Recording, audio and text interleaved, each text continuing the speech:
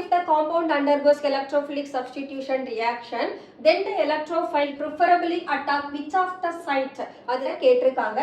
Actually the given compound is phenyl acetate. So in this compound the oxygen is directly attached to the benzene ring, and hence the benzene ring that can withdraw the lone pair electron from the oxygen atom. So the electron it gets shifted to the second position of benzene ring, and this negative charge can further delocalized at 2, 4 and 6 position. So when the electrophile it attacks the compound, it preferably attacks the para position.